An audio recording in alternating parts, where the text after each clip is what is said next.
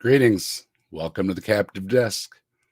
Please Thanks join for me in go ahead. thanks for having me, Dave. Thanks for being here. Please join me in welcoming Leah to the Captive Desk. Leah, I've been looking forward to chatting with you.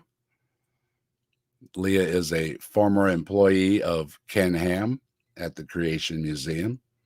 And here at the Captive Desk, we are always interested in talking about Ken Ham and his attractions and the materials he sells, as he is a longtime nemesis of mine.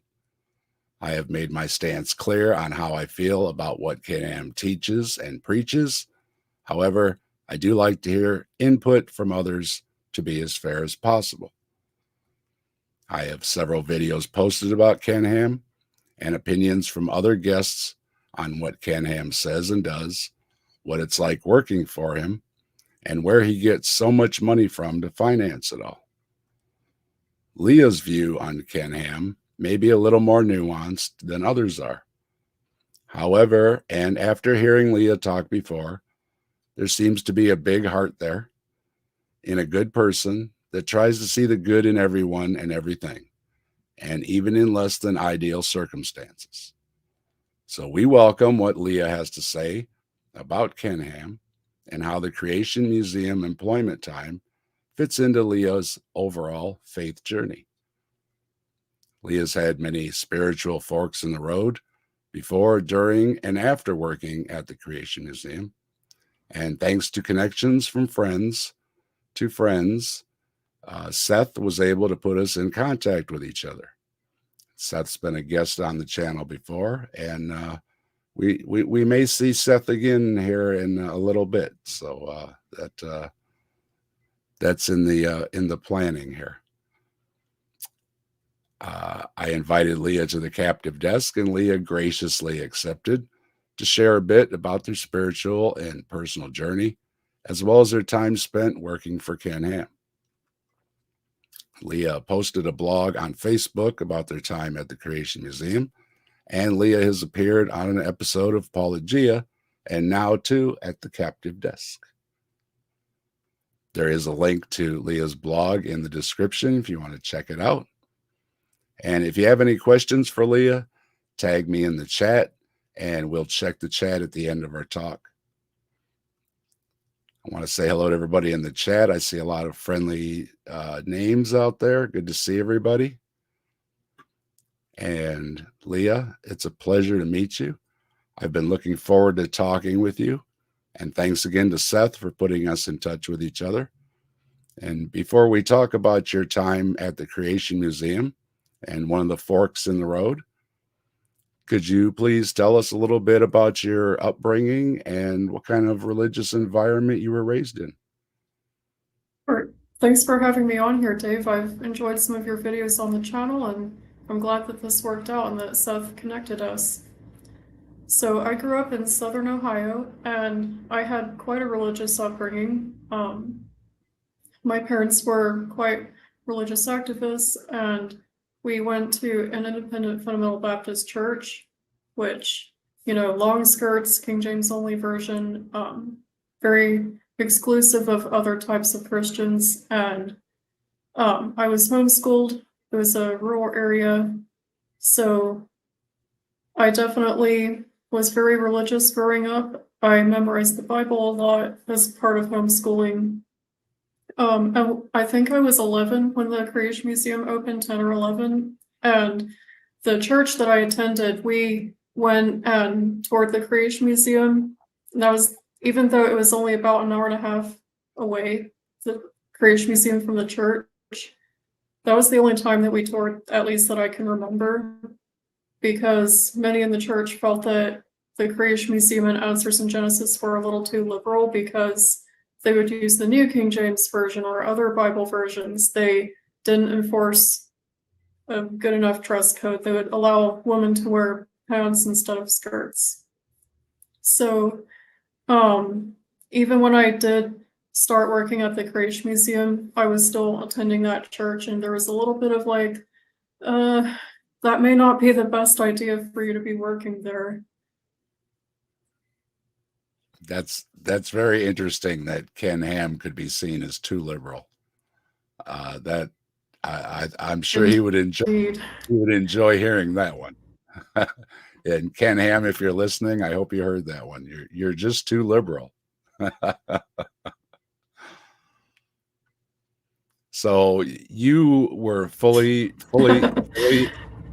you were fully in and accepted Jesus and everything, correct? That's right. I would have said that I had gotten saved when I was around 12, and yeah, like, I would say that's when I became sincere about my faith. Up until then, it was just kind of like, yeah, whatever, you know. But from that point, I was pretty sincere. It meant a lot to me that I shared the gospel. Like, I truly believed that people's eternity meant more than anything else. So I did, like, once I was later in my teens, I got involved in missions trips and things like that. I love when a guest follows my notes. I was just going to ask you, did you enjoy going on the mission trips, and where did you go? Did you go out of country? I did, yeah. I went to a couple of countries in Asia and Africa mainly. Um, but yeah, I did enjoy it. I can't say that I agree with my reasons for going at this point, now that I'm no longer a Christian. But I will say I gained some valuable experiences, experiencing other cultures, learning some other languages. Well, I'm sure it's just the travel itself would be I'm sure it's fascinating.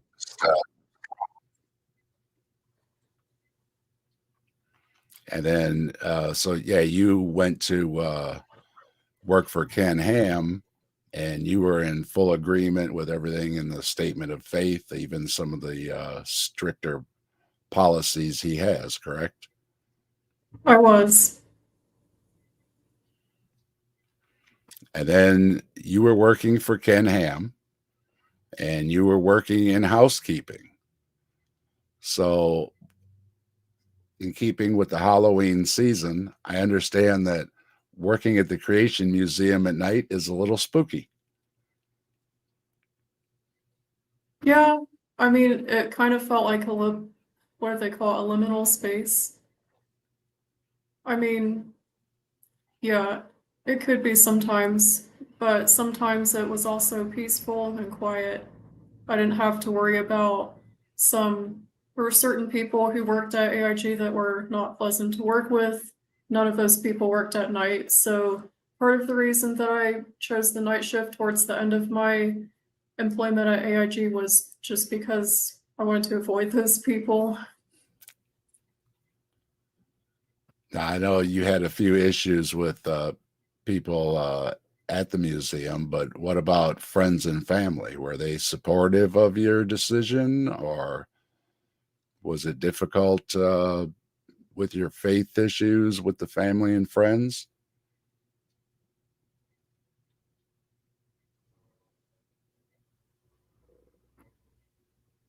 Sorry, you cut out a bit there. If I understood your question correctly, it was, were my family and friends supportive of my decision to work the night shift or just working at AIG in general? Yeah, overall in general, because Okay, you said they had totally different viewpoints, and then where are they at now with right. where you're at spiritually as well? Um, yeah, that's been an interesting journey since I've deconverted from Christianity. I did lose a lot of my friends, especially my more religious ones that I knew because of my background in missions trips and evangelism. Some of them just ghosted me. It was like I ceased to exist. A few people were trying to convert me back. There's still a few people that believe that I'm still a Christian deep down and that I'm just in a season of backsliding Hmm. and that I'll eventually come back to the faith. And then there are some who are like, have been kind of nasty about, like, oh, you were never a true Christian then. And then there's a few people who still accept me as a friend, and I'm really grateful for those people. But yeah, when I first started out at the Creation Museum, I would say that's when I was at my most conservative and most religious point in life. And yeah, I remember there was a guy at church, he was like, well, at least your coworkers won't be cussing and swearing like at some other workplaces. And he was saying that it's kind of like, they're super liberal and it's like not going to be a great environment, but at least that'll be one good thing about it. And you did enjoy And you did enjoy most of the people you worked with at the Creation Museum, right? yeah, most people there were great to work with, especially just people who did day-to-day tasks in the museum. They were just there to work, right? And most of them had at least a good heart, even if Yeah, even if some upper management doesn't always show it there. yeah, totally. And then, so you're working at the Creation Museum, and you were having a bad day one day, and somebody said they were going to pray for you. And how did that go? Yeah, so it was early in the morning. I think it was about an hour before the museum opened. I was sweeping and um, yeah, I was just really struggling. Like, honestly, the years that I worked at the Creation Museum were a pretty dark time in my life, especially with my mental health. And I didn't feel comfortable sharing it at the time, but like on and off, I was struggling with suicidal thoughts. And yeah, like I just felt really isolated and all that. And there was this really sweet lady who worked there, and she just noticed that I just seemed down. And she offered to pray for me for a few minutes. So she did, she prayed. We just stopped and we stood there. I had the broom in my hand and like she prayed for me like max of 4 minutes. And later that afternoon, she told me that she had gotten in trouble, that she'd been accused of being idle and chatty. Like her manager had observed her praying for me and she got a warning for it, which, you know, I feel like is really unfair and just really goes against the values that AIG claims to uphold. And I don't want to make light of your situation or anything, but looking back and looking at it from an outsider and knowing how Ken Ham is, uh, that's that's just unbelievably laughable that they would have an issue with somebody just giving you a little prayer and wishing you the best. At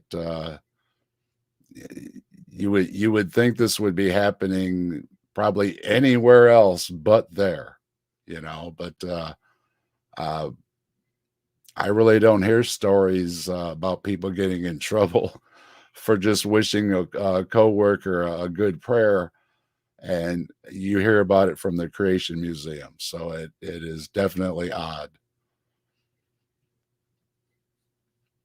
And going along with odd Yeah. behavior, I mean, if it had been like the middle of the workday and we were super busy and all that, maybe I could have gotten that, but it was early in the morning before the museum even opened. Like, it was really unreasonable.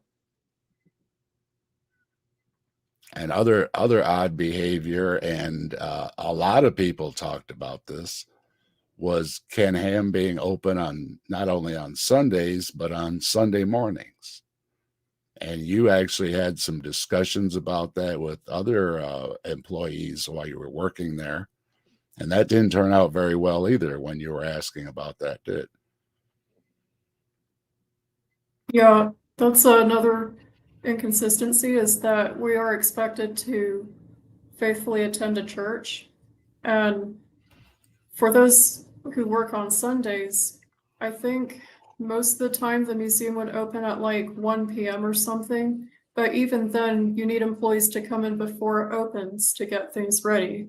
So you have to count that in, like, usually then you have to get there at noon. it takes time to drive there. Most church services start at 11 and they finish at noon. So, there was like a little church close by that sometimes employees would go to, but it wasn't quite the same just going to a random church near the museum just so you could get to work on time. But yeah, there was a point where I was talking about with some other coworkers, and we were talking about how, there's a lot of Christian businesses that are closed on Sundays and they thrive, and really, especially during the winter time, being open on Sundays, I don't think was very financially viable or making sense.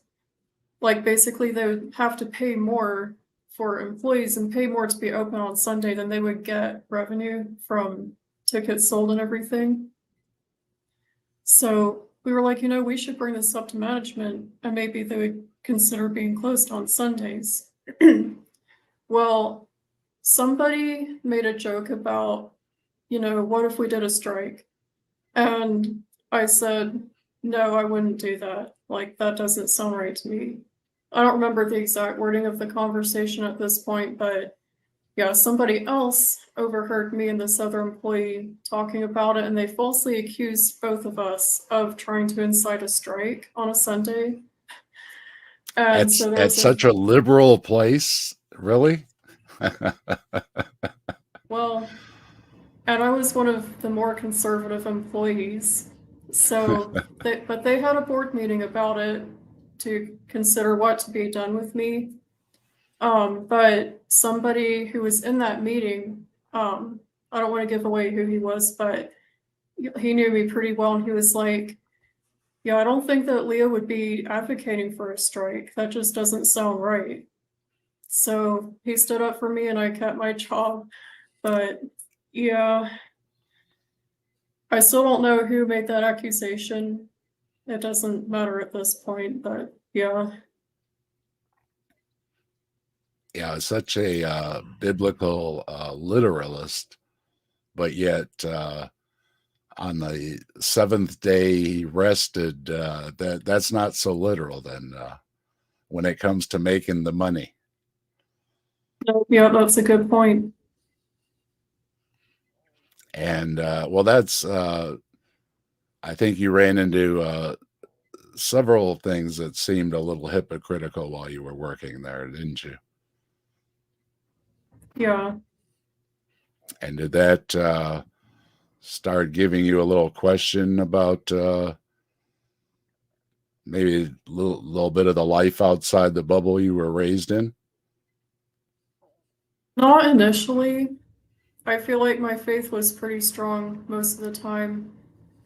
I feel like I did start to have doubts about my faith in the last few months that I was working at the Creation Museum. And actually, there were two people there that had a strong disagreement with each other and were pretty nasty to each other. And they were both obviously professing Christians. And that did kind of help me start to question everything. Like, why doesn't the gospel change these people the way that they treat each other? So, yeah, it definitely wasn't the major factor in me eventually losing my faith after I left the Creation Museum, but it definitely helped, I guess, get me started on asking questions. And not everybody treated you well, not just with the prayer thing, but you were injured at work and you didn't get treated very well. And somebody gave you a ride one day and you weren't treated very well. And somebody else, and I think you both maybe got in trouble for posting on social media too. So they seem to be giving people a hard time about a lot of trivial things. Yes, where Yeah, you they think they'd definitely be. monitor. you'd think they'd be a little more caring in a lot of these situations and say, wow, that's great. Somebody gave you a ride. Somebody, maybe they would trust a little more rather than a stranger giving you a ride. And with, once again, it seems like they're really big on watching everything that goes on the social media too, aren't they? Yeah, definitely. So there was this coworker of mine who left before I did, and she made a Facebook post about her experiences there. She had some awful experiences as well. And the Answers in Genesis management, they monitored her post, not only the comments, but they looked at each person who clicked like on her post. And there were a couple of employees who just clicked like on her post or said something like, I'm praying for you. And those people also got very nasty verbal warnings from Human Resources, HR.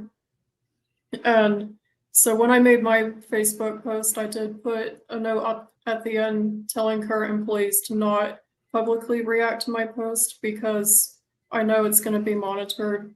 And I have actually heard confirmation. In fact, after I did my interview with Apologia, somebody reached out to me and told me that the board had seen Apologia's my interview with Apologia, like they had watched it, and it was causing a stir. And of course, this person was telling me, you shouldn't have done that. You shouldn't have interviewed with Apologia and given atheists fuel against us, basically. Yeah, Ken Ham knows who Paula Gia is, and he even met him one time, and he has a photograph of getting his shaking hands with Ken Ham after one of the talks or something that he gave, and I also had Dan Phelps on, and Dan Phelps had his photograph with Ken Ham too. And Dr. Joel also got a handshake. And in each case, once Ken Ham found out who they were, uh, his crest fell a little bit, and realizing who these people were.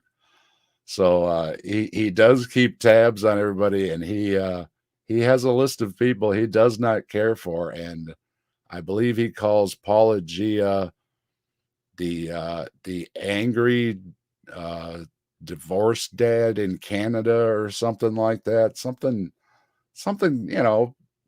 you wouldn't think would be coming from somebody that's such a professing Christian.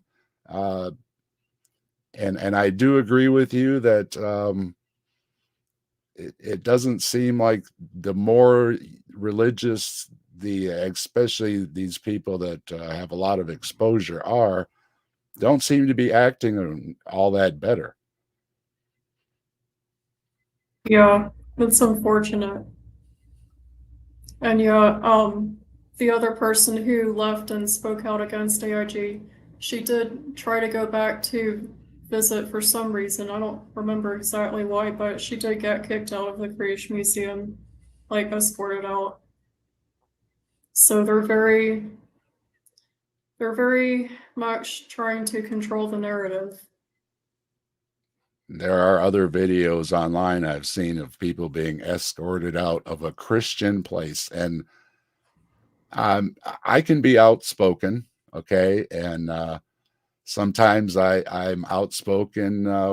Maybe I should have kept my mouth shut, but I can't see myself getting thrown out of church or a Christian place or something. I would try to contain myself a little bit, and then getting thrown out, and then with the social media observance and everything, Ken Ham likes to point out when people call them very cult-like. We're not a cult. We're not a cult, and it's like that's very cult-like when you're keeping tabs on people and what they're saying and doing. And I know from my experience, and I know a lot of other people, a lot of people I've met on social media, we've all been blocked by Ken Ham. one of his favorite things to do is block, just shut down all the conversation and keep his echo chamber.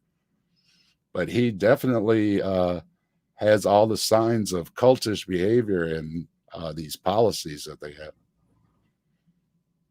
Yeah, and Ken Ham and others at AIG, they'll often talk about cancel culture, cancel culture. You know, the culture wants to cancel us because of what we believe. Like, they are so against free speech, and yet, I mean, AIG practices cancel culture just as much. A lot of And us, yeah, a lot of us know their hiring practices are discriminatory against LGBTQ openly. They are openly against marriage equality, and they sure they sure don't like us non-believers one bit. no, We are to and blame for everything that is wrong in this world. Just ask Ken Ham; he will tell you so. It's all my fault. Sorry. but Go ahead. he's even worse than the atheists. It's the liberal Christians. Uh, He always likes to be a victim of them as well. I know he doesn't have a lot of friends among the Christian leaders either, because if they don't agree with him, it's his way or the highway. And speaking of what Ken Ham is also up to, not only does Ken Ham have his creation museum, his art park, and his ministry that basically encompasses the whole thing, he also started a school, and he just bought a new building, the old Toyota headquarters or some kind of office building.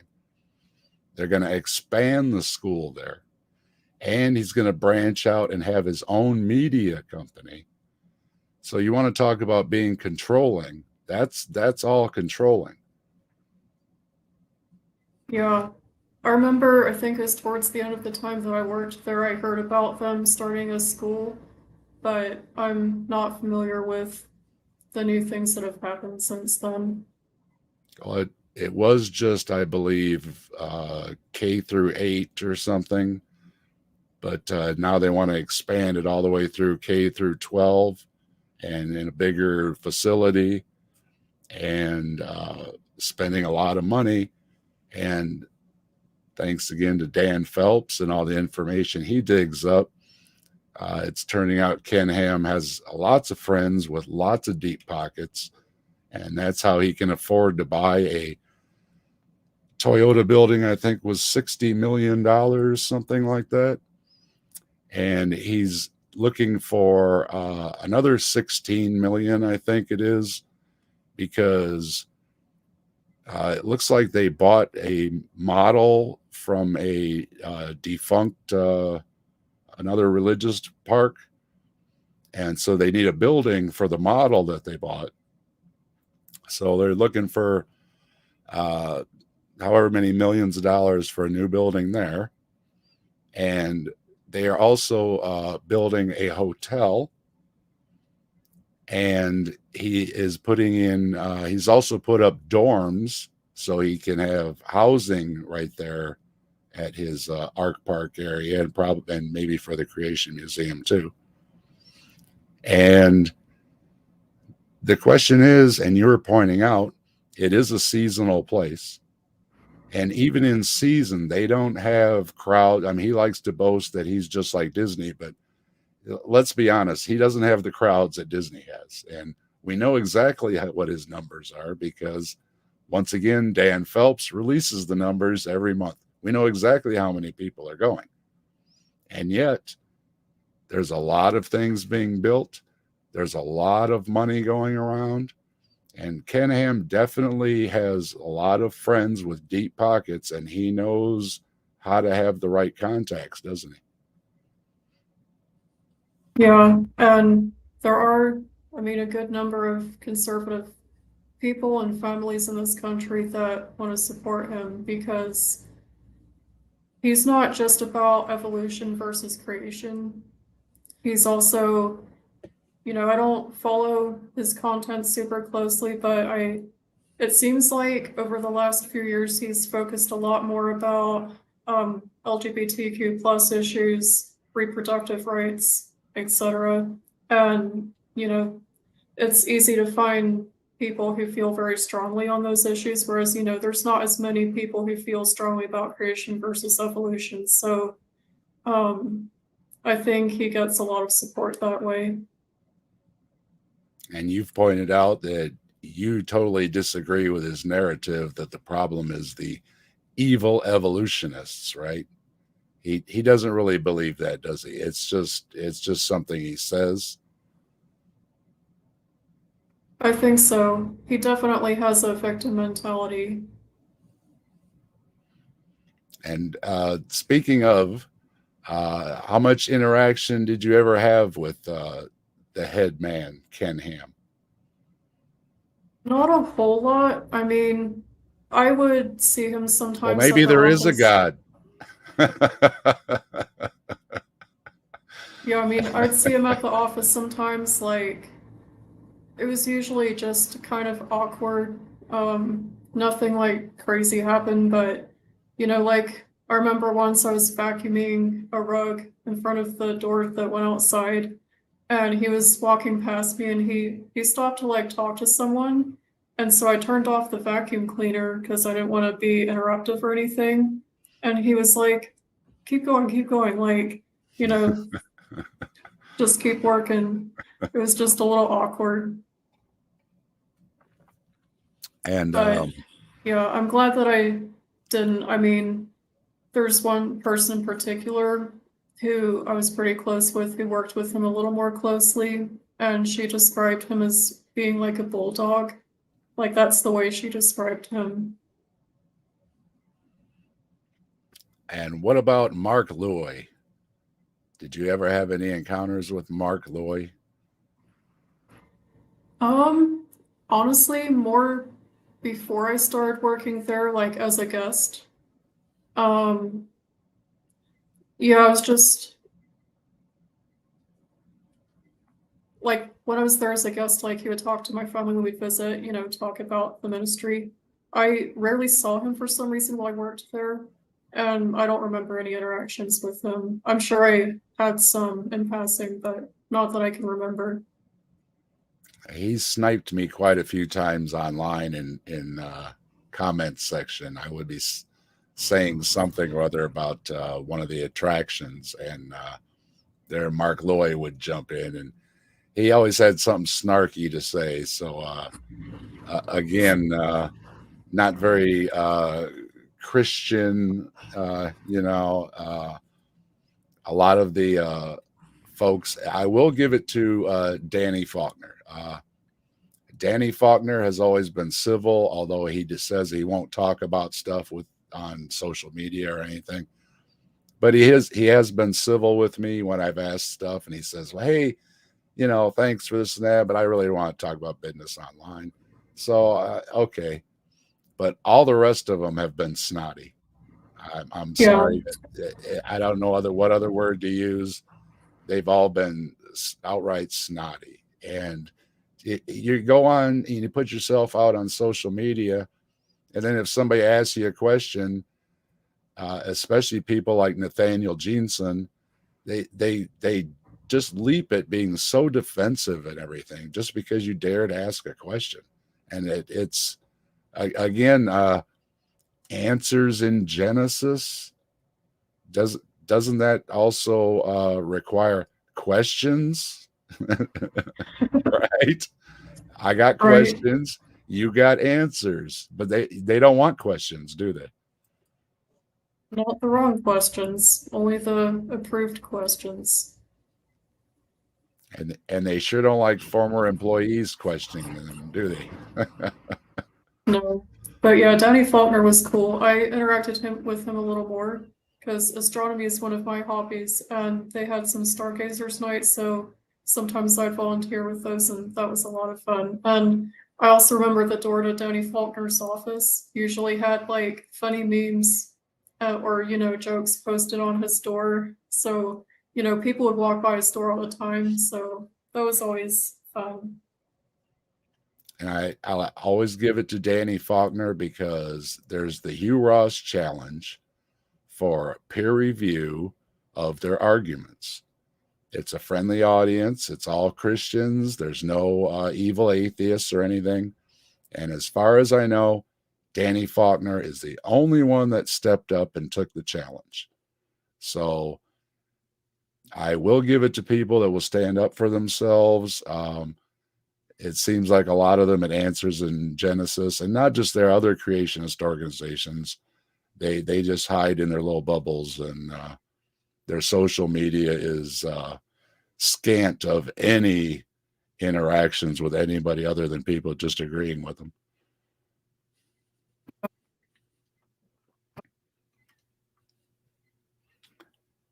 And we also understand that I was talking about Ken Ham likes to hang out with a lot of politicians. Did you ever notice there seemed to be a lot of politicians hanging around over there? Not really. I think I remember hearing about politicians visiting the Ark Encounter, but like I don't remember specifically while I worked there seeing any politicians. We found out he, again, with deep pockets, knows a lot of people with a lot of money. And we also, interestingly, found out Ken Ham is part owner in a Learjet. Now, Ken Ham likes to complain a lot about flying fifth or sixth class, I guess, and being jam packed in these airplanes and everything. And I'm wondering now if he doesn't make up some of those stories as he's buzzing around in a Learjet. So makes you go, Yeah, that's interesting. I hadn't heard about that jet until recently. I don't think he wants people to know about it. Especially since we found out it makes a lot of trips to the Cayman Islands. Now, I'm not saying he's the one that's on it when it's flying there. Don't really know who's flying there, but there are records. It flies to the Cayman Islands, and maybe they're just going there on vacation. I don't know. We don't have this information.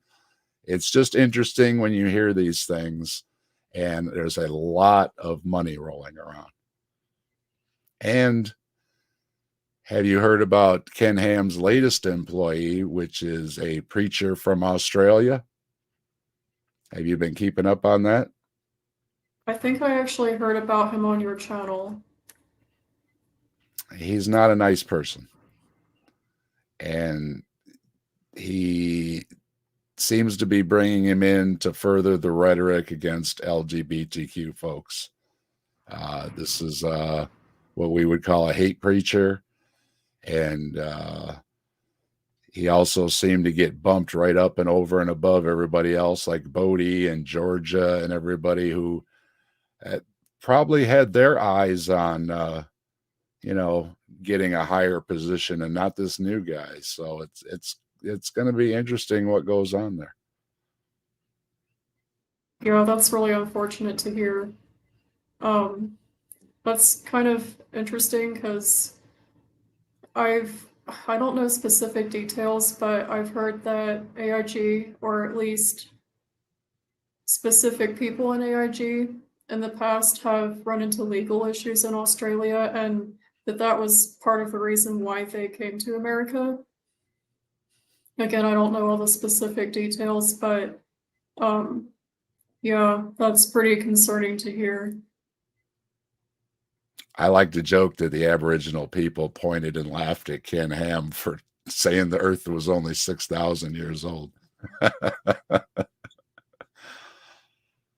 So where are you on your stance now on the age of the earth? Are you still a young earth creationist? Are you an old earth creationist? Have you totally walked away from the religious belief on it? I know the last you said, I believe you were leaning agnostic. Is that right?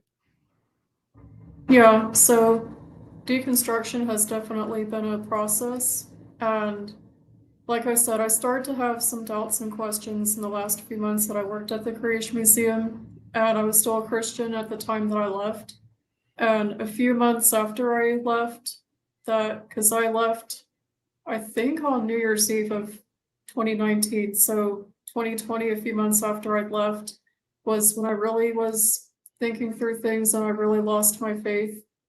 And basically, it was the Bible that made me lose my faith. I found the Bible to Really? be That's the first time I've ever heard anybody say that. interesting. I've definitely met other people who have said the same thing, but I mean, there's contradictions in what the Bible says about God and the way that it describes God. There's no way that the God described in the Bible exists simply because of those logical contradictions. And yeah, I mean, the Bible was the foundation of my faith, so it just kept going from there. Well, And then, you just got a fan in Deconverted Man for sure for using a logical contradiction argument. He's gonna love that. yeah. So yeah, it was definitely a process changing my beliefs since everything I believed pretty much was rooted in that. So, um, yeah, like I didn't know what to believe about evolution and creation at first. That was kind of one of the later things that I considered.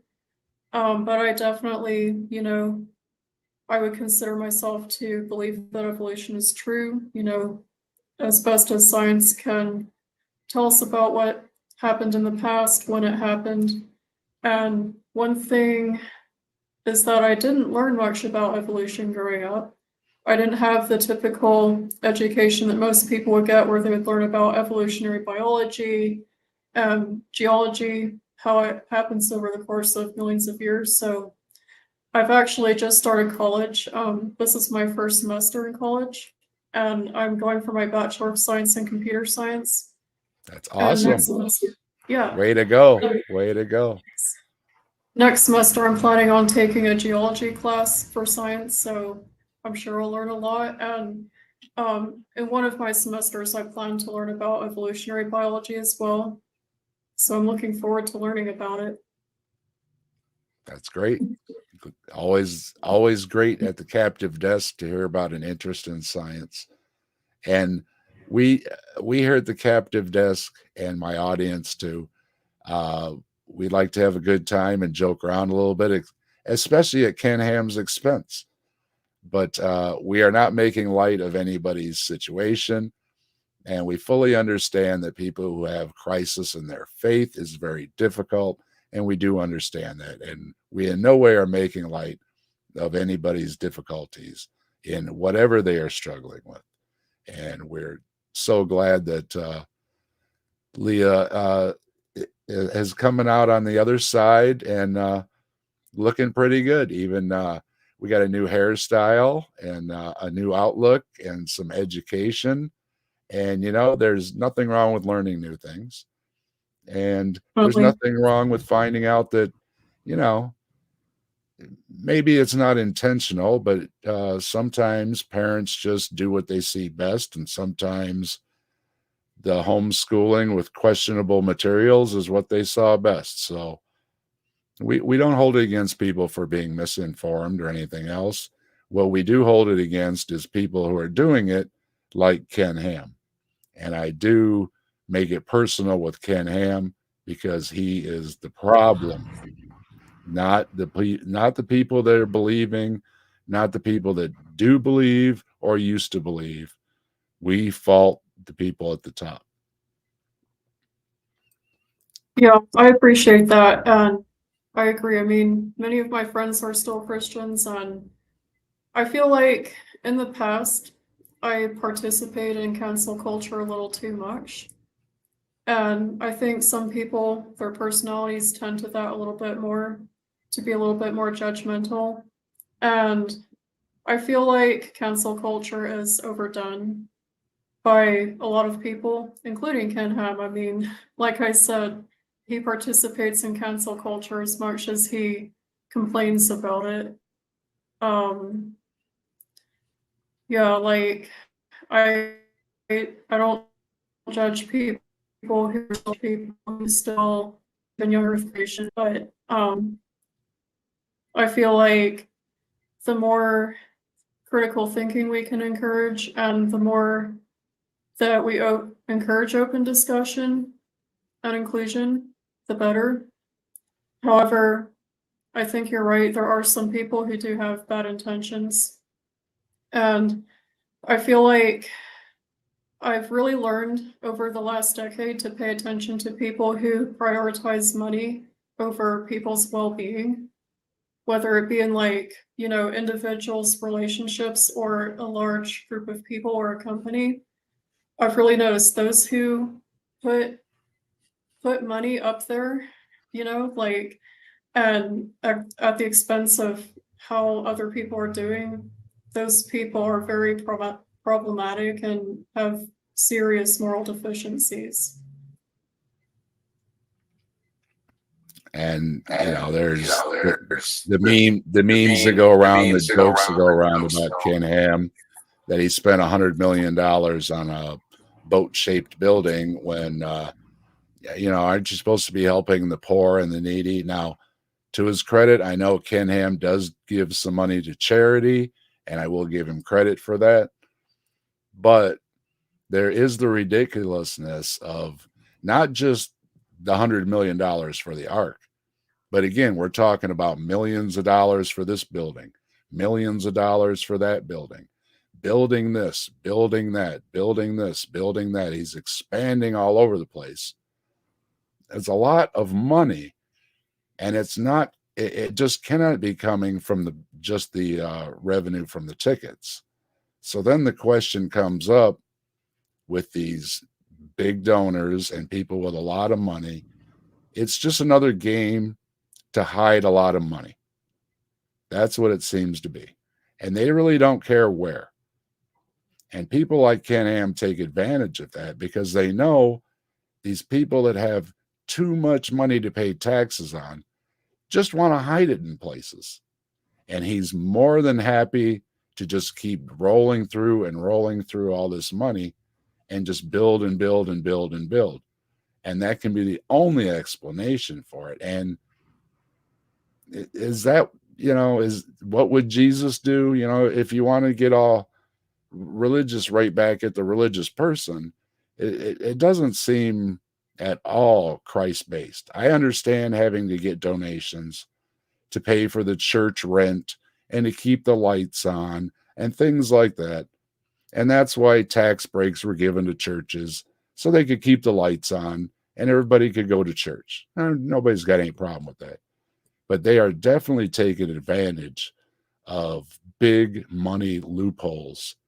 And I'm sorry, Ken Ham, but I think Jesus would be overturning your tables, wouldn't he? Maybe with a whip in his hand, So Simply, I mean, there is a verse there that says the love of money is the root of all kinds of evil. I feel like that might be the most true statement in the Bible, actually. I do agree with you. There is a big problem when and not necessarily that the people start out that way, but when that big money starts coming in, the temptation has to be there to, maybe put the Bible aside and pull the checkbook out, and maybe the checkbook becomes a little bit more important over that other book. Just for now, just till I can get a bigger house and all the new airplane and then, well, maybe 2 airplanes. And you've said before, and Yeah, and you you're right. just I touched. mean, Go ahead. go ahead. Well, you just touched on it before, and and Ken Ham dwells on it in what's most of his videos. And I noticed Bodie put out a Halloween video recently, and Mike and I were taking a look at it over at Answers in Atheism, and it was I don't know, an hour long or whatever it is. He talked about Halloween for a couple minutes, and then it's evolution, evolution, evolution, evolution, evolution, and it's a good half hour or so talking about evolution. And what it has to do with Halloween, I have no idea. But they seem to just Mhm. want to say evolution, evolution, evolution, evolution, evolution until you just get sick of hearing it. And maybe that's why people really don't like it, is because they're getting annoyed about hearing that word so much. It's incredible how much he pushes it. But you just pointed out that you didn't really care about evolution. You cared more about what the Bible actually said, right? Right. Yeah, and I feel like you're right. Definitely that businesses need money. You know, I mean, everybody needs money to stay afloat. It's a part of our economy and everything. And I feel like for Ken Ham, it is the money and it's also the reputation that he has and the power, the control. And yeah, as far as like, that's an interesting sounding video about Halloween. And I wonder if part of their motivation for making such a video is that there's plenty of conservative families. Like, I mean, in my family, we definitely did not celebrate Halloween. It was considered pagan and evil and, you know, witchcraft and all that. So, a lot of Christian families, if they see a ministry posting a video against Halloween, you know, they'll support that. Like, they'll make a donation or something. Oh, Ken Ham's big on getting donations. He's big on selling his books and his DVDs, and he's big on being one of the leading suppliers of homeschooling materials. And that's another big issue that concerns me, because his reach goes beyond his faith. Again, we live in a secular society, and in this country, you're free to have whatever faith you want. And that's what we live with. And on the same token, we're also free to not go to your religious services or belong to your religion equally. But when he steps over and is pushing homeschooling materials that are the ABCs of man living with dinosaurs, and all the scientists are liars, it also leads to uh, many other doubts in science, things like climate change.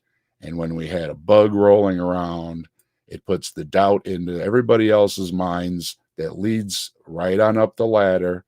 And then it affects so many people. And then that affects more people. That can affect their children. And it's a lot of harm. It's not just talking about, oh, Jesus was a good guy, go be like Jesus, which most people really don't have any problems with. It's everything that seems to be anything but what you could get from a Jesus story, unless you really, really, really just want to not like people. And he didn't Yeah, I really, mean, they didn't really seem to like you when you were injured either, did they? no, and yeah, I mean, I the Answers in Genesis curriculum was a part of my homeschooling, so I have firsthand experience with that. Yeah, definitely they would push a skepticism of science, which, I mean, science itself is supposed to have a level of skepticism, right? We're always testing our theories, we're always trying to make new discoveries, but it definitely went to the point where, you know, everything was questioned, but not just questioned, like told that it was false. And yeah, he wants to say that he just wants to bring up a discussion, but he doesn't. He outright, his famous book is called The Lie. He's calling scientists liars. That flat out, that's what he's doing. And Yeah. so getting near the end of your experience in Yabba Dabba Doo land, you got not only injured, but were still a believer, and you wanted to go to church. Is that right? Wasn't that your final reason for leaving a Christian organization, is because you wanted time to go to church? Or were you in the exploring time or something like that? The wanting to go to church wasn't really a part of me leaving. It was more just overall the entire time I worked there. I just didn't feel good about the fact that they were open on Sunday and that it did interfere with me going to church. But yeah, it was the injury was the main thing that got me to leave. I ended up getting a doctor's note that I think gave me like a month off of work. So I took the doctor's note, I gave it to my supervisor in housekeeping, and yeah, I walked out the door. That was the last time that I was at the Creation Museum. So yeah, in that sense, I kind of left without even giving a notice. Did they ever check on you or anything? Yeah, yeah, I mean, my immediate supervisor, I had good experiences with my immediate supervisor. I know some other people did not, and I definitely heard her say things that were really intolerant. Um, but yeah, like I pretty much just disappeared. I had that injury, plus I was struggling mentally, and I just needed a break. And for anybody that's wondering, Leah is in an undisclosed location. So we're not going to discuss where it is, but Leah likes where Leah is living right now. And it is a nice place to live. So we're not going to talk about it though, because again, somebody is nosing in people's business, and so we're not going to give out Leah's business here. Okay. So, but I also I know it was kind of a bummer there at the end, and on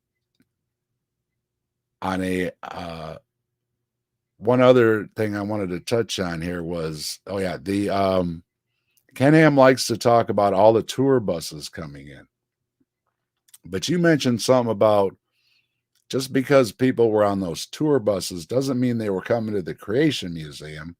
It was just part of a greater tour package, right? Right. And I don't know if they still do this, but for most of the time that I worked there, we would have these tour buses come in, especially on weekdays. Like we would have, I think, anywhere up to like 8 tour buses in a day. And like these people were visiting various attractions, I think sometimes the Cincinnati region, sometimes even across multiple states. And they didn't know that necessarily that the Creation Museum and Ark Encounter were a part of the tour. So they just showed up. And that's another thing I wonder is if the ticket, like the number of tickets that they sell, I wonder if the numbers that Dan Phelps includes those tour bus tickets or not. I'm not entirely sure. Because I was also wondering if it includes pass holders, because, you know, people can buy a lifetime pass or a year pass, I think. And so they basically get to go to the Creation Museum for free. So I'm not 100% sure what all that is. Maybe even Seth would know. I'm making a note. I'm gonna ask Dan if the tour bus is part of those numbers. I made a note because I talk to Dan often, and I will ask him. And Dan is the man keeping us informed on the numbers too. So we know what the numbers are, Ken. You can't fool us. And Dan is another one that I'm sure gives Ken Ham heartburn every time he hears his name. And Yeah, I appreciate Dan keeping tabs on him. so what was it had to have been kind of neat. I mean, as far as you knew, the Creation Museum was all the science you knew, right? So it had to be kind of neat with all the dinosaurs and everything there. I mean, was it kind of cool working there while you were still a believer mostly? Yeah, for the most part, it was a good experience. And before that, I had worked at a bakery, an Amish bakery. And so, it got kind of boring after a while just making breads and pies and cakes and donuts. So to go to a place where there were animatronic dinosaurs and um, yeah, it was pretty cool. And then the planetarium, I really loved that, especially being interested in astronomy. And there were guests from all over the world. I mean, we'd have people from many different countries. So I always appreciate encountering other cultures. And yeah, I mean, especially my immediate coworkers, most of them were really great people to work with. I did make some really valuable friendships there. And speaking of, we got another guest here. We're gonna join in here. Let's see. We got where's that button at? We got Seth here. Ask How's it Seth to going? stop by and say hello. Seth was also a former employee, and like I said earlier, Seth put me in touch with Leah, and appreciate it, Seth, putting us in touch. And so, speaking of, we were just talking about all the big monies and everything rolling around, and you always had kind of questions about all the big monies from the attendance numbers, maybe being a little fudged, weren't they a little bit maybe? I never had any proof, but one of the aspects of my job, occasionally, I did this like twice maybe, was keying in the monthly ticket scans into the tracker that we used. And so while I was doing that one time, I was kind of at the early stage of like questioning how good they were as an organization, and it I realized that the annual total was nowhere close to the like one or over a million that they were citing in different publications. And I noticed too that they were getting less specific in the number of people who were coming to the arc over like in the over the grand total of the year that it was open. And it seemed like they were realizing it wasn't as successful as they had anticipated, so they were just kind of backing off that million plus prediction. And actually, in his earlier videos, he was predicting up to 2.2 million a year, and he he's Mm-hmm. he's lucky to get near a million. So yeah, his of course you always give out your best expectations when you're selling it, but as far as when it comes back to investors, yeah, they never got that large a return on anything. Now, do you know anything about any Leah pointed out, is there any separation that you knew about between the tour buses and the ticket sales? Do they get like package deals or something? Is that included in the attendance numbers? Um, I don't know. I never saw a breakdown of like different kinds of scans. I would be surprised if they weren't included though in the scans, because if I remember correctly, like the ticket would be generated and then the ticket would get scanned, and then that was the scanning is what we were counting. I don't know if things have changed at all, but I'm pretty sure the tour buses were wrapped into the whole total. Okay. Yeah, I Yeah, was wondering if it also counted like people who would buy passes. Like, I mean, I would know families that would buy a lifetime pass and they would Hmm. visit the museum twice a year or whatever. Yeah, those would be counted as scans that I think we would key in as part of the attendance, but it wouldn't count as a sale. So, like, Dan's numbers are probably lower than the actual amount because of people like that who buy long term passes. But I mean, they're probably closer still than what AIG would like people to think. and what are you thinking about all his big purchases? Do you think it's just from attendance sales, or does it have to be outside pockets? Gotta be outside.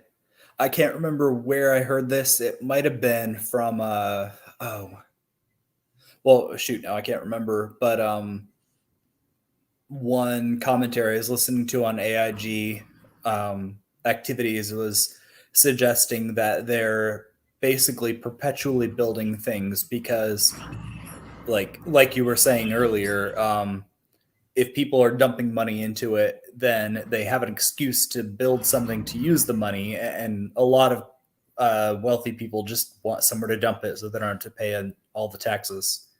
I think that's Dr. Joel that was talking about that. Yes, that was who I was thinking of. So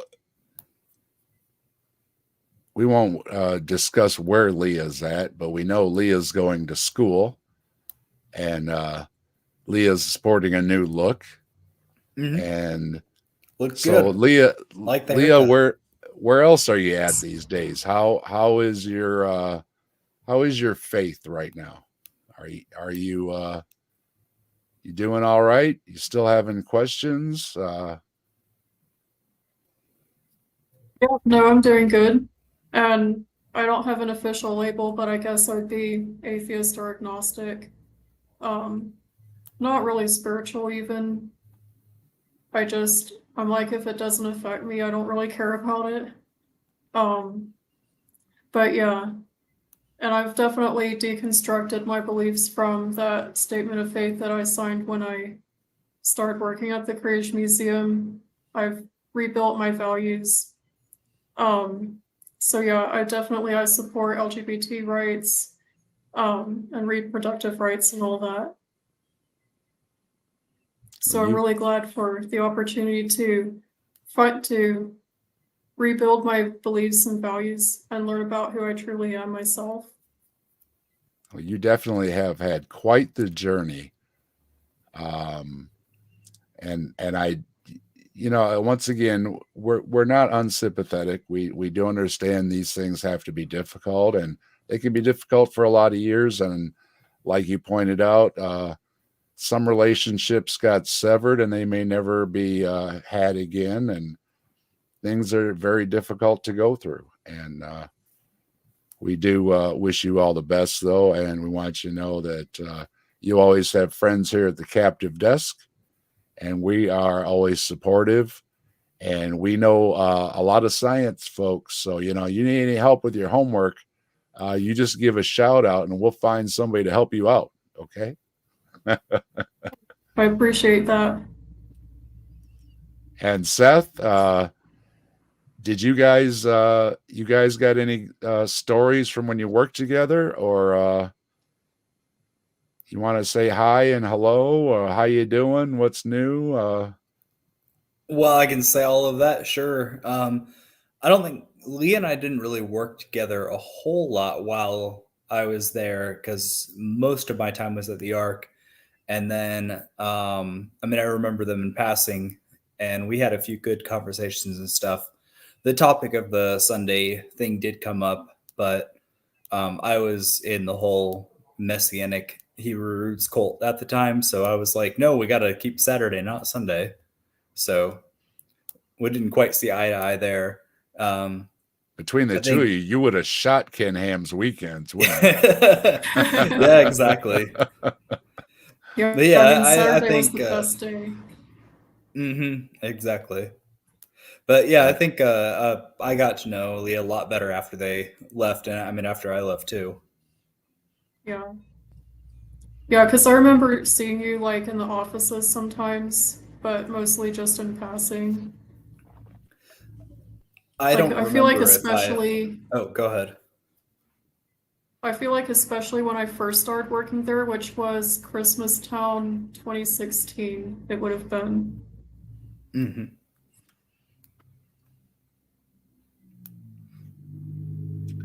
Well, and it was really neat that first of all, that I got somehow Seth and I got hooked up. Not really sure how, but somehow through the social webs we got hooked up.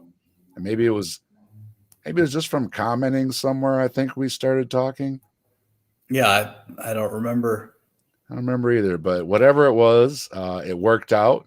And then it worked out that Seth knew Leah, and we were talking, and I said something, and Seth said, yeah, oh, I know Leah. It was on Apologia. And I was like, I remember Leah on Apologia. And he said, well, I'll probably put you in touch with Leah. And it's like, that'd be really great. And it worked out great. And here we all are talking, and this is just really great. And I noticed some of the people were asking a couple of things real quick.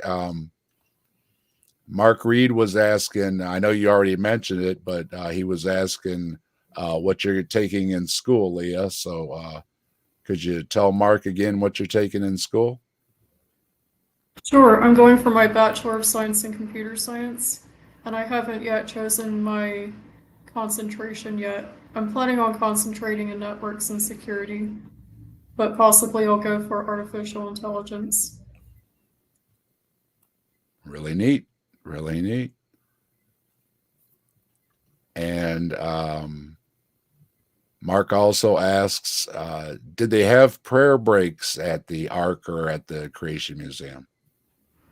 Either of you? There was a point early on when I started working there that sometimes they would have some sort of devotional or meeting in the mornings. Like, I don't know if you were there, Seth, but like they would have it in the Men in White Theater where Yeah, I didn't go to a lot of those, but I know what you're talking about. yeah, it was like a 30-minute thing before we opened, but that was just the first few months that I worked there, and then they quit doing it for some reason. And I remember thinking most of the time that I worked there, I was like, why don't we have more like devotionals and like staff, I don't know, staff prayer times and all that. It felt like it was lacking to me. Because I didn't like how we just went there to work a lot of the time. Mm-hmm. Yeah, they didn't do any of that at the Ark. I mean, there were a few teams I think who did that on their own, but as far as like a whole company wide or attraction wide prayer thing or devotional, they wouldn't do that. Just some of the managers cared and others didn't. Yeah. Like I even suggested it in housekeeping. It was like, we could do this as housekeeping. It was like, oh, we don't have to do that. It was just kind of shrugged off. Don't get all religious on us. We're working at a Christian organization here. Well, how are you gonna like pick up the trash or sweep the floors if you don't pray to God first? Like, your arm's not gonna work or something. And Sydney asks, is the Ark open on Sunday and do they work on the Sabbath? And we were already addressing that. When it comes to money, Ken Ham doesn't really care so much what the Bible says then. And he is open to make the money, period. And that's basically what Leah was told in a little management conference, that we're going to be open on Sunday because we make the money. And, it is a seasonal attraction. And even in season, most people do work, and weekends are the big time. And to be fair, if you are going to have an attraction and not be open on Saturday or Sunday to honor both faiths' views, he might as well not be open, because there would just be, those are his big days. They have to be. So it is ultimately a business. He calls it a ministry, but it is ultimately a business. And look around and see here. I got a lot of people in the chat. I want to say hello to everybody. AR is here. Mark Reed is here. Mark Reed loves doing reviews on Ken Ham. Does Ken Ham work on the Sabbath? I think everybody's 9 to 5 Monday through Friday, right? The office crew is, unless they're there giving a talk. I mean, he's probably doing some kind of fundraising thing. Yeah, and James was asking one more. Yeah, it was one more. I think I lost one, but I'm real close to 200. So I would appreciate a couple more subscribers, and we'll bump over 200. That would be really cool. Yeah, like the video, subscribe, comment, do all that stuff. Yeah, do all that stuff for me, please. And I appreciate everybody that does, and everybody here. Again, James, Deconverted Man, AR, Mark Reed, so many friendly faces. Good to see everybody. And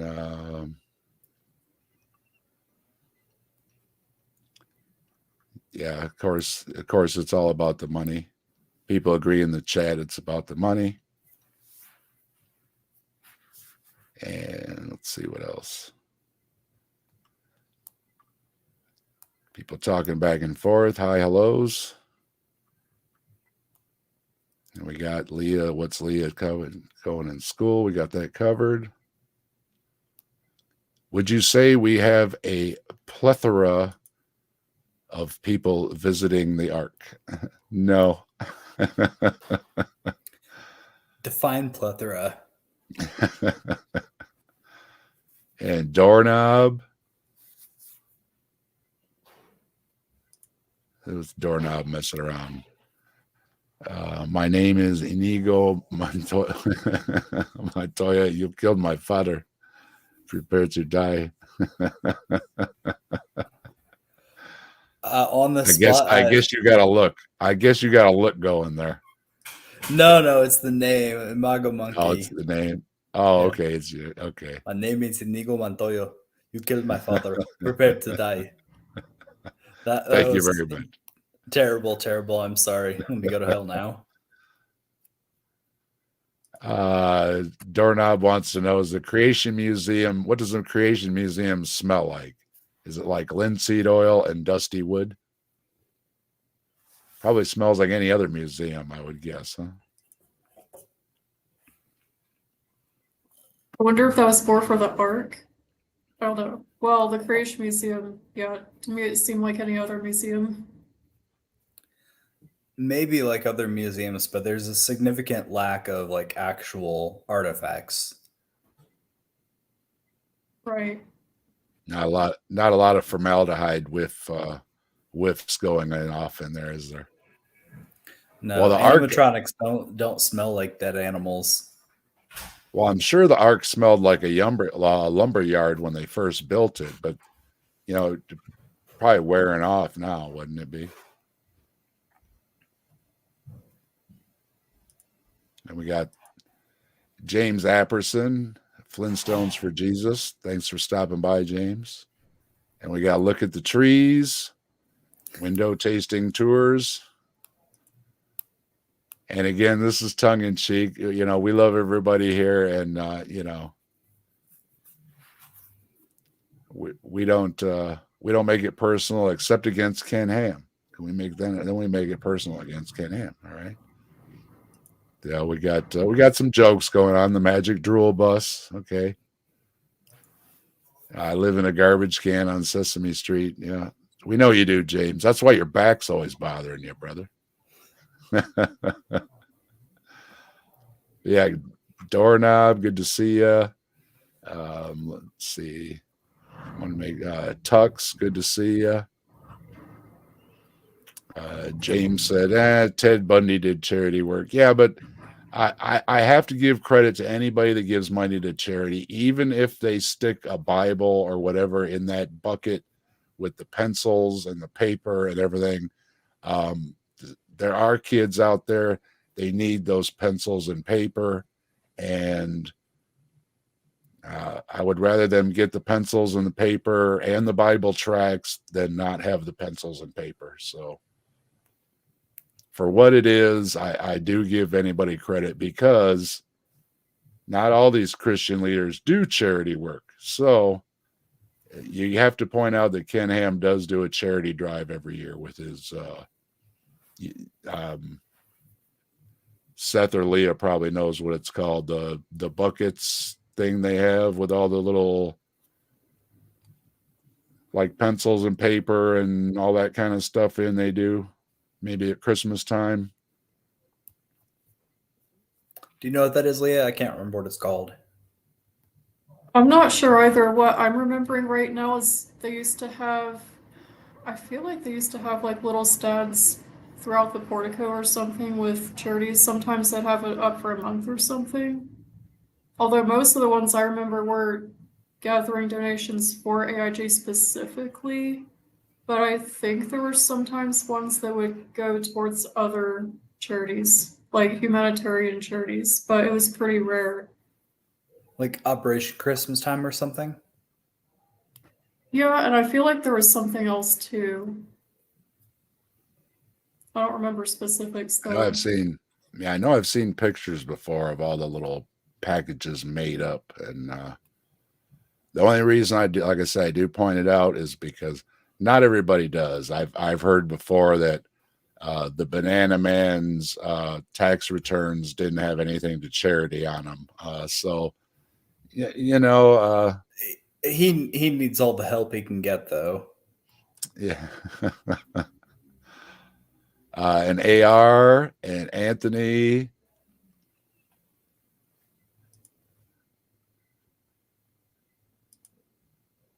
Anthony's spreading compliments.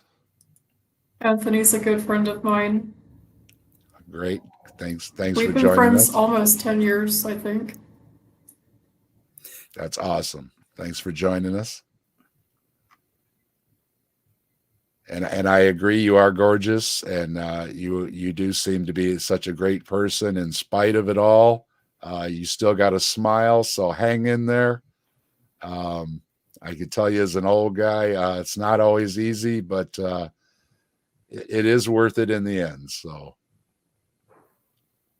there will be tough days, but you can get through them. I appreciate that, and I'm really grateful for all of my friends. Like Seth said, I mean, we didn't really get to know each other at the Creation Museum. We've kind of more so since we've left. And there's been some others as well where, you know, maybe I just sort of knew who they were when we both worked there. And then now that we've both left, like they'll send me a message and say, hey, like I saw your Facebook post about the Creation Museum. I had some experiences there as well that were negative, and this is where I'm at now. So that's always really cool to hear from other people. And I mean, not cool that people also have had negative experiences there, but I guess we can have empathy for each other.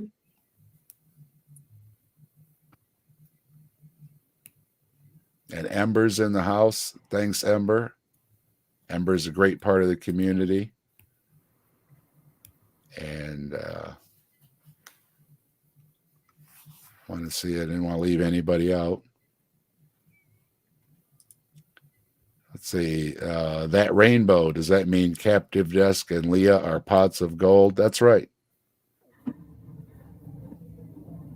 I had to take back the rainbow from Ken Ham. He's trying to steal it from us. We cannot let this happen. Okay. We must take back the rainbow from Ken Ham. He's trying to take it. I don't know what he's going to do. He's going to lock it in his basement or something when he takes it back or something. I don't know. But we have to fight against these forces. Okay. We must keep our rainbows.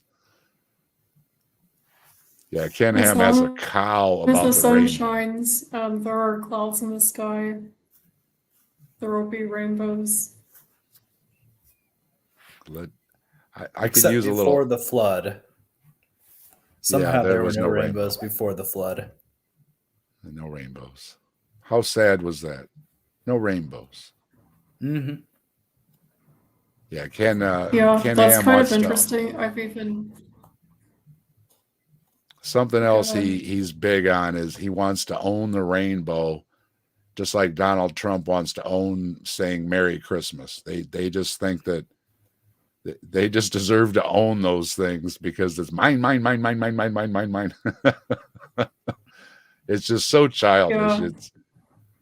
Yeah. It's my rainbow. Oh, really? Good luck with that. Oh, Yeah, and by there's the way, actually a pastor. I heard from Hugh Ross that leprechauns with the pot of gold at the end of the rainbow are actually demons. So beware those rainbows. They might not be all that, friendly as Ken Ham would say. You know, cute little things on the t-shirts and everything. And Who knew it's all demonic? Thanks, Hugh Ross, for just ruining rainbows too. Gee whiz. There was a pastor in the area that he was actually anti-queer himself, but he very much was against Ken Ham taking back the rainbow, and that whole thing, it really rubbed some people the wrong way. And it is silly. I mean, everybody gets the rainbow. It's everybody's rainbow. You don't get to take the rainbow. That I think he even sold T-shirts, didn't he, that say "Take back the rainbow"? Yeah, it's just getting Yeah. too much. Leah, I don't know if you knew this, but at the ARC, I had a coworker who was pansexual, and he was able to like keep it on the down low for I think like 2 years or something. But I was aware of it, and a couple other people were, and like coming down the ARC ramp into the gift shop, and coming down to like the giant floor to ceiling display of "Take Back the Rainbow," just so offensive. And I mean, at the time, like I was not very pro LGBT either, but it still just totally, I mean, it rubbed a lot of people the wrong way, I think. And now they have their giant rainbow archway just to walk into the ARC complex. Anthony's. Yeah, that was something for me too. I mean, I'm a queer person, and so working at the Creation Museum, I mean, like at the time, I believed that it was wrong to be queer. So I was like, that's a sin that I need to repent of. And like, I know a lot of people who are queer and they are Christian and they deconvert, they're accused of deconverting from Christianity because they were queer or because of the gay agenda or whatever. Like, that wasn't the case for me. But I guess it's definitely a benefit of leaving Christianity is that now I can be true to myself and who I am. But yeah, I see Anthony's question. I'd love, or comment, I'd love to debate one of them on LGBTQ Bible stuff. That would be interesting. And I feel like I worked with some people that Anthony could have a good debate with, although most of them I'm not still in contact with since I'm not a Christian anymore. Yeah, I would love to see. I'm not a debater, but I would love to see some people debate some of these issues with them. But it seems like most of the people that work at AIG do not engage in any of those type things at all. So, best of Yeah. luck. Nathaniel Jeanson's made a few appearances here and there when he's put his book out, but it was very little, and he doesn't last very long before he says, "I've had enough," and he leaves. So, but He screams it like he throws a tantrum on the way out the door. yeah, he. I don't want to. I don't want to get into it right now, but yeah, Nathaniel. He's a crybaby. So. Yeah, and the thing about AIG is that they only allow certain people higher up to publicly discuss faith matters like that. When I started working there, I went to an orientation where I was told, like, you can talk about theology with your coworkers, but as far as guests at the museum, absolutely nothing at all. Like, don't answer any theology or science questions. Keep it to yourself. So, yeah, but I do wish that there were more open dialogue. Like my friend Anthony, I can think of people who I worked with that would be interesting to debate with, but they wouldn't be allowed to do it. Like, I guess not representing AIG, they could do it personally, but they definitely wouldn't be representing Answers in Genesis. Did that ever come up with you while you were working? Like, did anybody ever ask you about some theology topic and you got into it? I mean, yeah, there were guests who asked me theology questions, and I would tell them, sorry, like, and then point them to the website, which is what I was told to do. Like, we have articles on that. Yeah, And that's somebody very, tried to argue with me about whether baptism was required for salvation. did you throw him in the pond? I should have. I should have. No, but I got a stern talking to after that conversation that, hey, you're not supposed to talk about things. We don't want Well, to we thought- alienate anybody. Well, we learned about all those woke Christians tonight. That's for sure. Jeez. What's the matter with Ken Am? He's so woke. Gosh. And look at the trees. Good to see you, brother. I think I said deconverted man. Always good to see deconverted man. And check out Deconverted Man's channel. Check out Look at the Trees. Check out James Apperson. Good stuff. Sumami, hello. Mike from Answers in Atheism. Go check out Mike at Answers in Atheism. Ember, make sure you go check out Ember's channel. Great stuff over there.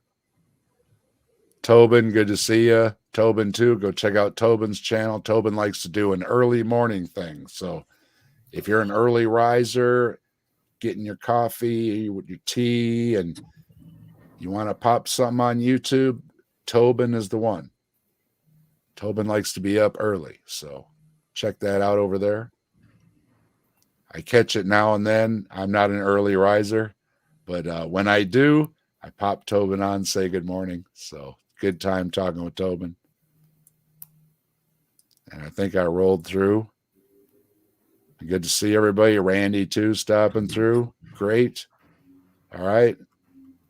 Thanks, everybody, for stopping through. I think I got through the questions. I'll check one more time on the end here. Yeah, everybody having a good time. Beck, hello. Good to see you, Beck. See, it's a good thing I scrolled back through. I would have missed a couple people. Sweet. And if I did miss anybody, I'm sorry. Thanks for stopping by. Appreciate the support.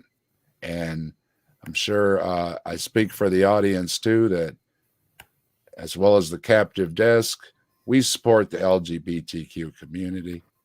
We support everybody. I support equal rights for people that I disagree with and I don't like. Okay? Because that's the way to be. Okay? You're not going to agree with everybody. You're not going to like everybody. Okay? And the same back at us. There's people that don't like me, as hard as that is to believe. There are people that don't like me. Okay? And that's okay. All right? But they have the right, and so do I. Okay? So let's all try to get along a little better. We're not all going to like the same things. But you know what? How boring would this world be if it wasn't full of diversity, right? That's what makes everything great. Diversity, you know, and right now we're hitting fall here in Ohio. All the leaves are turning colors, and everybody's going to go out and just look at it because it's so wonderful and beautiful to look at. All that diversity, okay? Let's try to embrace it for a change and stop trying to say everybody has to be in some kind of mold that doesn't exist, all right? Jeez, getting old, folks. It's getting old. It's getting old. And I want to especially again thank Leah for stopping by and giving us time, sharing a little bit with us. And Leah's always welcome to come back on the Captive Desk. And so is our returning guest, Seth. Again, good to see you again, Seth. Always a pleasure. Seth's been on a couple times now, and I always like talking with Seth. We have a good time. And again, thanks everybody in the chat. Check out everybody's channels I mentioned. Again, like, subscribe. And let's see, I want to think if anything's coming up. You know, I keep promising to have a telescope stream because we're supposed to be looking for aliens, but the weather hasn't been cooperating. Okay. I've tried everything. I tried an anti-rain spell. You know, I haven't spilt any salt or anything, and I just can't catch a break. But I did get a low light backward. You're I did. I did it backwards. Mhm. I walked backwards out of okay, my okay. room, and I did all that stuff. And but I did get a low light filter to help with the viewing. So we do get a clear night. I'm ready to go, and we're going to have a telescope stream, and we're going to look for UFOs. But other than that, it's going to be quiet here, hopefully for everybody, and enjoy the spooky season up through Halloween. We will have a Halloween episode coming up at the Grassman Chronicles. We're going to have fun over there. And I know a lot of other people are doing stuff for the spooky season. So hope everybody's having a happy and a safe and a very spooky season. And it's okay to go out and be spooky. Okay. It's not real. Okay. It's just for fun. Let the kids get dressed up. Let them have a little candy. Not too much. Too much is not good for nobody. Let the kids have a little candy. Let them have a little fun. Don't be all uptight like Bodie and trying to ruin Halloween too. Okay. Life's too short. Try to enjoy it while we can. All right. Thanks for tuning in, and I'll see everybody next time. And you guys hang out backstage for a minute, and goodbye.